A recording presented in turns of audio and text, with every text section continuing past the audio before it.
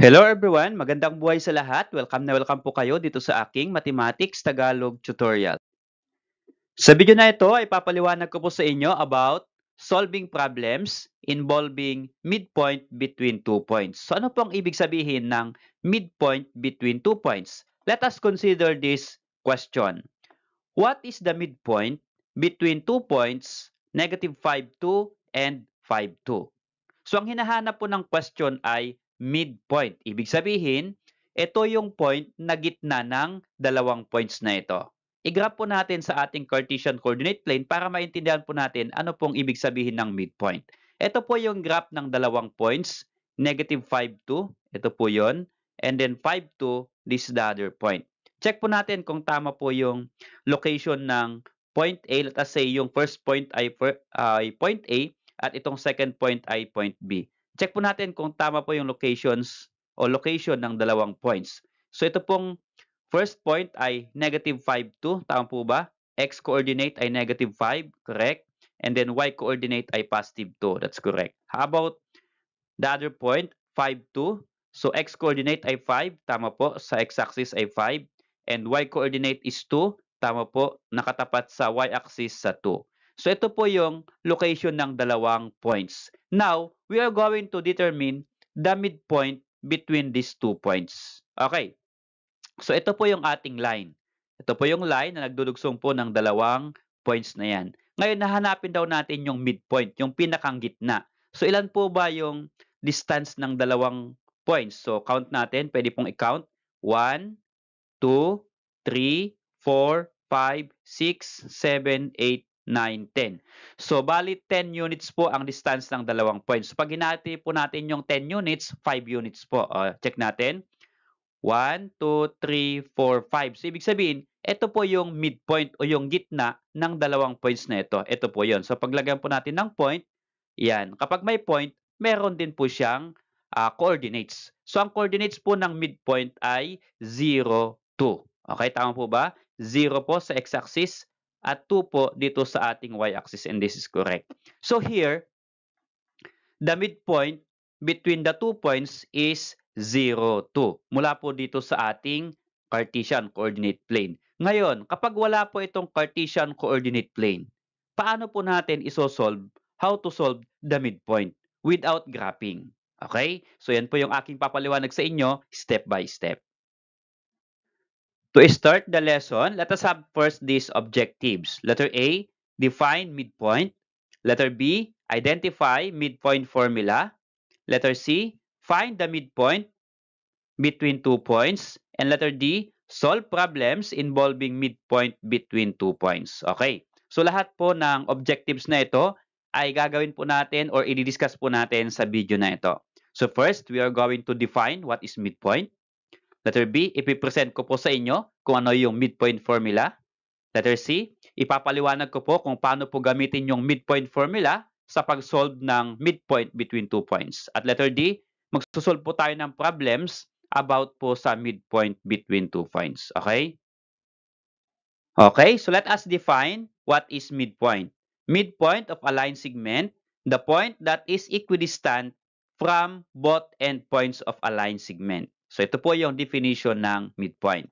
And the midpoint formula is that given the two endpoints of a line segment, let us say first point or first endpoint is point 1, that is x sub 1, y sub 1, and the second point, point 2, is x sub 2, y sub 2.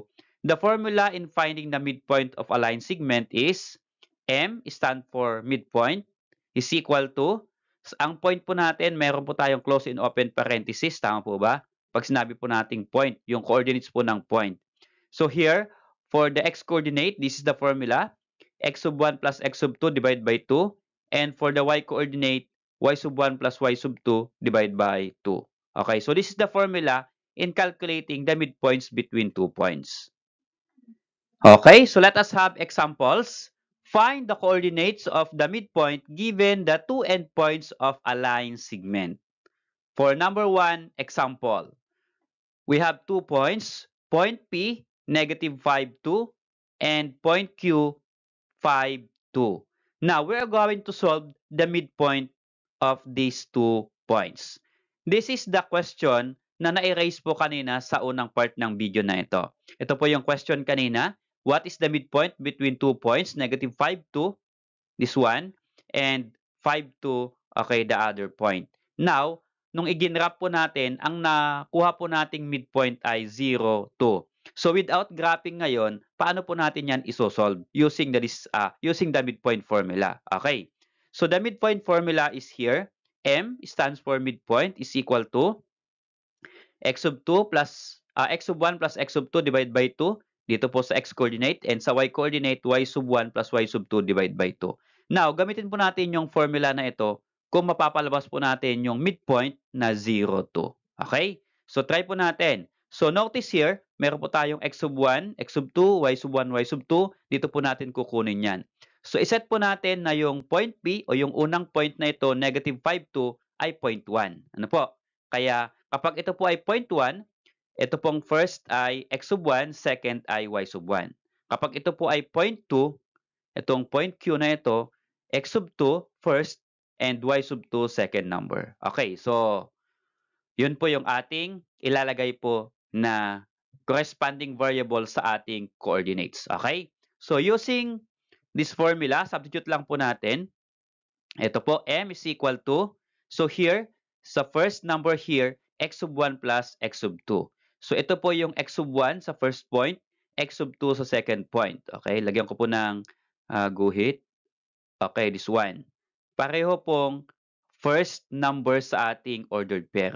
So here, negative 5 ang x sub 1 at 5 naman ang x sub 2. So i-add po natin itong negative 5 and 5. Okay, lagay po natin dito. This will become negative 5 and 5. Okay. And for the y sub 1, y sub 2, ito naman po yung y coordinate po ng ating dalawang points. Okay, so ito po ay y sub 1, 2, y sub 2, 2. Pareho po sila. Okay, guhitan ko po. Okay, this one. Pareho pong y. So, i-add din po natin dito yung dalawang numbers na yan, 2 plus 2. Okay, here. We can simplify by part po ito. Ito po yung part ng x. Ito po yung part ng y coordinate. Okay, so if you're going to add numerator, negative 5 plus 5, that is equal to what? That is equal to 0. And then divide by 2 here. Again, negative 5 plus 5 is 0 divided by 2. At ito naman para sa y, 2 plus 2 is equal to 4 and then divide by 2 here. Okay, now, we are going to divide. What is 0 divided by 2? That is equal to 0. Okay? Again, 0 divided by 2 is 0 and 4 divided by 2 is 2. So therefore, the midpoint is 0, 2. Tama po ba sa ating nakuha kanina sa graph? Okay, tama po. That the midpoint between the 2 points here is equal to 0, 2. Okay? Okay, how about this number 2 example? We have 2 points. Point A, negative 6, 8. And point B, negative 12, 10. So the question here is, we are going to find the coordinates of the midpoint between these 2 points. Okay. Again, using the formula here, you are going to substitute the given. So kahit saan pong unahin, pwede pong ito ay second point, pwede pong ito po ay first point. Pwede pong baliktad lang. Okay? Pero, syempre, gawin na natin, since nauna itong A, gawin po nating first point. Kaya x sub 1, y sub 1. Ito pong point B, gawin na po nating point 2. Kaya x sub 2, y sub 2. Okay? Using the formula again, i-add lang natin yung x coordinate para sa x and then divide by 2. Okay? Ganito lang po yun. Substitute po natin. So, yung ating pong x na dalawa, x sub 1 is negative 6, this one. And then x sub 2 is negative 12. Kaya ito po, negative 6 plus 12. Again, guhitan ko po, x sub 1, then x sub 2. Here, negative 6, negative 12. And then, divide by 2. For y naman, y sub 2, y sub 1, or y sub 2 plus y sub 1, ito naman pong pangalawang number. Again, guhitan natin 8 and then 10. Okay? So, we are going to add 8 plus 10. I-add natin dito, 8 plus 10. And then, simplify. What is negative 6 plus negative 12? Iyan po ay negative 18. Okay? And then, divided by 2. Ito naman pong 8 plus 10. Ito naman po ay 18. divided by 2. Okay, if you're going to divide, so this will become, ang ating pong midpoint, negative 18 divided by 2 is negative 9, and 18 divided by 2 is 9. So the midpoint between the 2 points is negative 9, 9.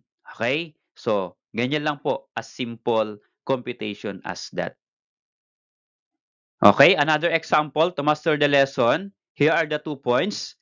Point A, 5, negative 9, and point B, negative 7, 0. So we are going to determine the midpoint between these 2 points. Okay, so here, meron pa akong shortcut na ituturo. Pwede po yung formula, pwede po ito. Okay, let us say ito po yung point A natin, 5, negative 9, this one. At ang point B natin ay negative 7, 0. Okay, this one. Ito po yung point 1, ito po yung point 2. Ang gagawin lang po natin yan, pagtatapatin, and then i-add lang po natin yan. So what is 5 plus negative 7? That is equal to negative 2. Okay? At ito naman, negative 9 plus 0 is negative 9. So here, hindi po yan ang sagot. Okay? Pagkatapos po natin i-add, i-divide po natin ng 2, both yung numbers, okay? Yung x and then y. So what is negative 2 divided by 2? That is equal to negative 1.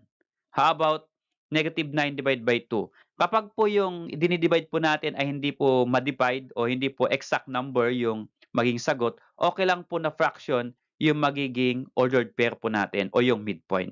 So the midpoint here is negative 1 and negative 9 over 2. Hindi po pwedeng negative 4.5. Ano po? Mas maganda pong fraction kaysa decimal. So that is the midpoint. How about using formula? Okay? So here, gawin po natin ito na point 1, kaya x sub 1, y sub 1. Ito po yung point 2 natin, x sub 2, y sub 2. Using the formula, i-add lang natin yung x and then y.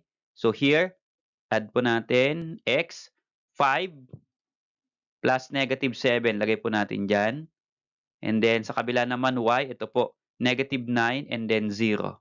Okay? So lagay po natin dito, negative 9 plus 0. So if you are going to add, 5 plus negative 7 is negative 2. Then divide by 2. Here, negative 9 plus 0 is negative 9. So if you're going to divide, negative 2 divided by 2 is negative 1. That's correct. And negative 9 divided by 2 is negative 9 over 2. Okay? Hindi na po pwedeng i-reduce sa lowest term. So that is the midpoint between 2 points. Okay? So pwede po ninyong gamitin itong shortcut na ito kung hindi naman kailangan yung computation using the formula. Okay, so try to apply in solving problems. How about word problem po yung given? Okay, let us have this problem number 1. The endpoints of line segment AB, ito po yung symbol ng line segment. So line segment AB are point A, 2, negative 6, and point B, 6, 2. The question is, find the coordinates of the midpoint M. Okay, we have midpoint M. So here we are going to identify the given. The 2 points are point A, 2, negative 6. Ito po yun. That's correct. And point B, 6, 2. Ito po yun. Ang hinahanap po natin ay coordinates of midpoint. So, ibig sabihin, gagamitin pa rin natin yung midpoint formula. Okay? Substitute po natin yung given. Set po natin na ito pong point A ay point 1, kaya x sub 1, y sub 1. Ito pong point B ay point 2, kaya x sub 2, y sub 2. Okay, so we're going to add x sub 1, x sub 2, o yung dalawang x coordinate, add po natin. Ito po ay 2 and then 6. Okay, so add po natin. So 2 plus 6 po yan. And then para po sa y, negative 6 at 2. Okay, ulitin ko po sa y, ito 2 at negative 6 or negative 6 plus 2. Okay? Okay, this one. Now we're going to add the numerators. So 2 plus 6 po is equal to 8. And then negative 6 plus 2 sa y. What is negative 6 plus 2? That is equal to negative 4 and then divide by 2. Okay? We're going to divide. So this will become, ang midpoint po ay 8 divided by 2 is 4. That's correct. And negative 4 divided by 2 is negative 2. So the midpoint, M, is equal to 4, negative 2. Okay? Or to answer, this is problem. The coordinates of midpoint are 4, negative 2. Okay, how about this problem number 2?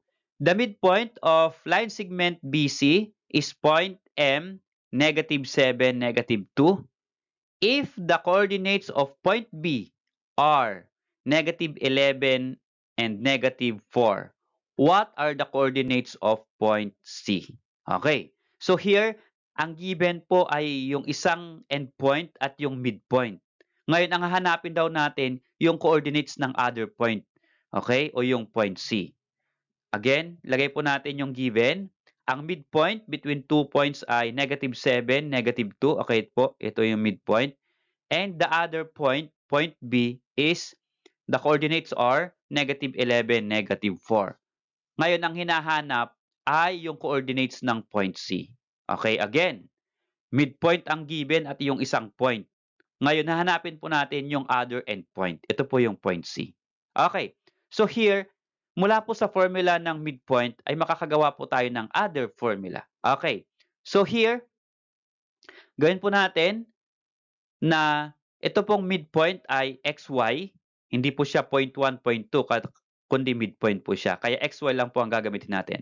At ito pong point B, ito po ay 1 endpoint. So, lagay po natin na x sub 1, y sub 1, ito po yung 1 point. Okay. So, using the formula, ito pong midpoint, ang una po nating isolve ay yung x muna, hindi po pwedeng sabay. Okay. So, yung midpoint ay ang midpoint ay ito po, negative 7, negative 2. Since ang isusolve po natin, bilugan ko po muna, ang isusolve po muna natin ay ito pong x. Okay? So here, ang gagamitin po natin na m midpoint ay ito pong x po dito sa midpoint, negative 7. Okay? Ganito po yan. So here, negative 7, ito po yung midpoint na x, kasi x po yung sinusolve natin, is equal to, syempre x ang sinusolve natin, kunin po natin yung x sub 1. Ito po kasi x sub 1 plus x sub 2. Tama po ba?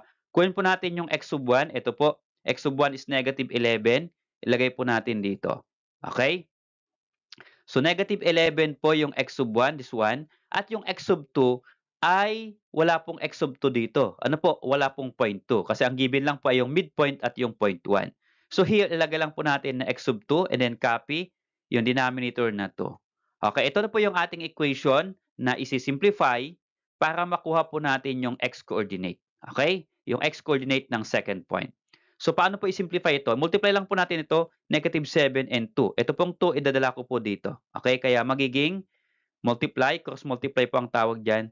2, punta po natin yan, kaya negative 7 times 2. Okay? At ito naman pong numerator, copyin lang po natin dito, negative 11 plus x squared. Since wala na po yung 2, kaya wala na po yung denominator dito. Okay? So here, simplify natin. Negative 7 times 2. Dito ko po sa gilid. Negative 7 times 2 is negative 14. And then copy, negative 11 plus x sub 2. Okay, and then next, transpose po natin itong negative 11 sa kabila. Or nung nung grade 7 po kayo, ang tawag po dito ay addition property of equality. Ano po? Okay, so or in shortcut, ito pong 11 or negative 11, sama po natin yan. Transpose po natin, negative will become positive. Kaya maging ganito po yan. Negative 14, ito pong negative 11, negative. Pag tinranspose po natin sa kabila ng equal sign, change the sign. So negative will become positive, kaya plus 11 po yan. So here, negative 14 plus 11 is equal to x sub 2. So x sub 2 po ang natitira sa right side. So here, we can add negative 14 plus 11 is equal to negative 3. So here, ang x sub 2 or yung x-coordinate ng second point ay negative 3. So lagay po natin dito, sa ating x-coordinate ay negative 3. Okay, so how about naman po yung ating y-coordinate? Ito naman po yung ating gagamitin. Okay, ito pong y sub 1 plus y sub 2 divided by 2. Okay, so here, m is equal to this one. So here, since y po yung hinahanap natin or y-coordinate, sa midpoint, gamitin po natin naman yung y-coordinate. Ang y-coordinate po natin dito ay negative 2. So, yun po ilalagay natin dito. Okay? So, this become negative 2 plus y sub 1 plus y sub 2. So, ang y sub 1 po ay nandito sa ating point, negative 4. Okay? Y sub 1 here is negative 4. Since, again, yung y sub 2, yun yung hahanapin natin. Kaya remain, y sub 2 po siya dito. Okay, next step. The same po sa ginawa natin sa x. Multiply po natin itong denominator na 2 dito sa negative 2 here. Okay, so this become negative 2 here times 2 is equal to, copy numerator, negative 4 plus y y sub 2. Okay, and then multiply. Negative 2 times 2 is negative 4. And then, copy negative 4 plus y sub 2 here. Okay, and then transpose po natin yung negative 4. Negative 4 will become positive 4, kaya po magiging plus 4. So, negative 4, this one. Transpose natin, negative 4, this will become positive 4, kaya plus 4 is equal to, ang matitira po, ito pong y sub 2. And if you are going to add, negative 4 plus 4, that is equal to 0. Okay, so 0 is our y sub 2, or the coordinates of y in the second point. Okay, so y sub 2, or the coordinates of point 2, or the y coordinates of point 2 is 0. Okay, so here, ang point C po natin ay negative 3, 0. Okay, or to answer the problem, the coordinates of point C are negative 3, 0. Okay? Okay, so about this problem number 3. Two shops on a grid map has coordinates 5, 8, and 3, 2. A small post is placed in the middle of these two shops. Find the coordinates of the small post. Okay, so yung problem ay about two shops. Okay, so yung dalawang shop daw po ay may coordinates na 5, 8 at 3, 2. Ngayon, meron daw small post na nakalagay sa gitna ng dalawang shops na ito. Ang hinahanap po ngayon ng problem ay yung coordinates ng small post. Okay, so here, identify the given. Gawin po natin yung dalawang shop na shop 1 at shop 2. So yung shop 1 ay 5, 8 ang coordinate, at ang shop 2 ay ito pong 3, 2 naman ang coordinates. Now, ang hahanapin po natin ay coordinates ng small post, na kung saan yung small post ay nasa pagitan ng shop 1 at shop 2. Ibig sabihin, gagamit po tayo dito ng midpoint between 2 points. Ano po? Kasi ang hinahanap po natin ay coordinates po nung gitna na point. Okay? Ito pong gitna na point, ito po yung small post sa pagitan ng dalawang shops. Okay? So here, yung shop 1, gawin po nating point 1, kaya x sub 1, y sub 2. At yung shop 2 naman, gawin po nating point 2, kaya x sub 2, y sub 2. Okay. Again, the same process yung gagawin natin. Substitute lang po natin yung given. Yung middle po o yung median o yung midpoint ay post or small post. Kaya lagay ko po dito ay post. Ano po? Okay, and then here, x sub 1 plus x sub 2, i-add natin. Ito po yung x sub 1, 5. Ito po yung x sub 2, 3. So we are going to add 5 plus 3 here. So lagay po natin dito 5 plus 3. And then para po sa y sub 2, y sub 1, y sub 2, ang y sub 1 po ay 8. And then ang y sub 2 po ay 2. So we are going to add 8 plus 2 here. So lagay po natin dito 8 plus 2. And then add natin 5 plus 3, that is equal to 8 divided by 2. Then sa kabila naman, 8 plus 2 is 10 divided by 2 here. So madali lang po ito. 8 divided by 2 is 4. Is 1. 8 divided by 2 is 4. And 10 divided by 2 is 5. So here, the coordinates of the small post are 4 and 5. Okay? And siyempre, para makuha po natin in sentence form, kasi problem solving po tayo, dapat po lagi kapag sumasagot po tayo sa problem solving, ay nasa sentence po yung magiging sagot natin. Okay? The coordinates of small post are 4 and 5. Okay? Okay, let us try to answer activity if we really understand the lesson. Okay, so this is our activity. Solve the following problems. We have problem 1 and problem 2.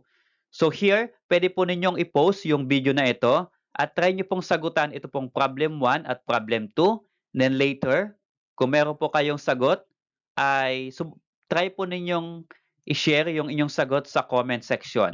So kapag na-share po ninyo yung sagot niyo sa comment section, sabihin ko po kung tama o mali yung inyo pong sagot. Okay? So kung tama, congratulations. Kapag mali, try to answer again. Okay? Gawin lang po yun. Para matuto po tayo, ang pagsagot po ng word problem ay try and try. Ano po? Salamat sa panood mga anak. Kung natuto ka at nagustuhan mo yung video na ito, baka pwede mo namang i-click yung like. And then kung bago ka pa lang po dito sa aking channel, ay click na rin yung subscribe. So lahat po ng lesson or video lesson ng Grade 8 Matatag ay i-upload ko po dito sa ating channel.